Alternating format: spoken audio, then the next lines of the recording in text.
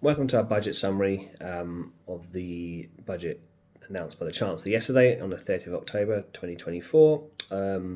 We obviously didn't release too much detail yesterday because we were still trawling through the various changes that were going on. So we thought we'd do as a video summary, something a bit different, and also it means you can pause it and you can replay it whenever you want to. The big headline obviously yesterday was the increase in employers' national insurance rate, which is obviously currently set at 13.8%. It's now going to go up to 15%, and that will come into effect from the 6th of April 2025. The threshold that employers' national insurance is currently paid will decrease. So currently it's set at £9,100. That's going to drop to £5,000, and again will come into play from the 6th of April 2025. However, the government has also announced that the employers' national insurance allowance will go up, which will give small employers a little bit of relief. It's currently set at £5,000. It's going to go up to £10,500. And the threshold to be eligible for employers' national insurance allowance, which is currently £100,000, is going to be completely abolished. The government has announced it's committing itself to making tax digital for income tax, MTD ITSA, which we referred to before and done a few GTA lives on. So if your turnover is over £50,000, then you'll be rolled into it from April 26, £30,000 rolled into it from April 27, and now the government has also announced if your turnover is over £20,000, by the end of their term, you will also be in the digital era of MTD ITSA. Interest rates on late tax payments. The government is committed to ensuring that all taxes are paid on time, and therefore they have increased their penalties, the interest rate penalties for late payments. Currently, it's the Bank of England base rate plus 2.5%, and that will now go up by 1.5%. Another big one is capital gains tax. Big reform going on. It's increasing from 10% to 18%, so that's the lower rate, and the higher rate from 20% to 24%. This will bring in line the current rates on residential property. That's not going to change. So if you have a property and you sell your second home, then you're still going to be paying 18% and 24%. It's just the rest of the rates are now in line with it.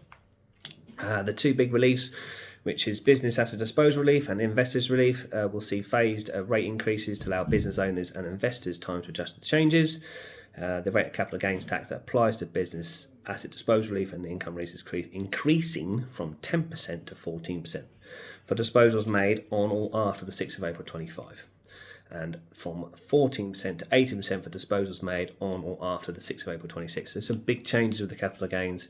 Obviously, if you're looking to sell or planning to do anything with your assets, then please get in touch. We can plan this properly with you. Few changes and rules of tax on liquidations of limited liability partnerships. So again, clients who have those, make sure that you're talking to us. We can obviously talk to you about how this is going to be playing out. The government has also said it plans to remove opportunities to sidestep the anti-avoidance rules when shareholders take loans from closed companies. But at the moment, they've not given too much detail as to how they're going to reform this. The government has committed to extending its 100% fair share allowances for zero-emission cars. So if you have an electric car, then yes, you'll still get 100% fair share allowance on it. However, something that wasn't picked up on the headlines yesterday is the way double cab pickups are going to be classified as in terms of assets within a company. At the moment, they are currently deemed to be commercial vehicles, but from the 6th of April 25, double cab pickup vehicles will be now classified as cars. So that now means it just changes the way we can claim capital allowances on them. And benefit in kind. So again, if you're looking to do something, buy a pickup vehicle, make sure that you talk to us. We can plan this properly with you. Another big announcement obviously is inheritance tax reforms. So you have business property relief and agricultural property relief. This is going to be reformed from April 2026, and the 100% rate of relief will continue for the first combined £1 million of assets, and then after that will be 50% allowance on it, which is a huge shift in things. So obviously if you're looking to gift things as part of inheritance planning, then again, make sure that you're talking to us and that we can point you in the way of other people that can help. From April 2025, inherited pensions will now be included under inheritance tax rules. So it's going to increase the estate tax liabilities. Also, they have announced a threshold freeze. So the allowances are going to remain frozen until 2030, with the standard nil rate band still at £325,000 and an additional £175,000 for residential properties passed to the direct descendants. Wages, obviously the national living wage and minimum wages will increase from the 6th of April 2025, so we'll keep referring to that date, but that's when the things will impact in. So if you're aged 21 plus, the current rate is £11.44, new rate's going to be £12.21.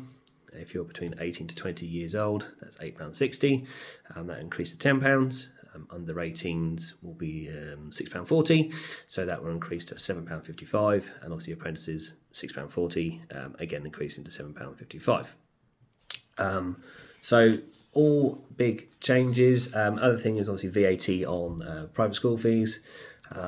So yes, it's going to impact people who have children in private schools, unfortunately, and the non-dom regime will end in April 25, and it's going to be replaced by a residence-based model that will standardise tax obligations for long-term UK residents. And that is basically the budget summarised. Any questions, give us a call, email us, and we'll help you as much as we can.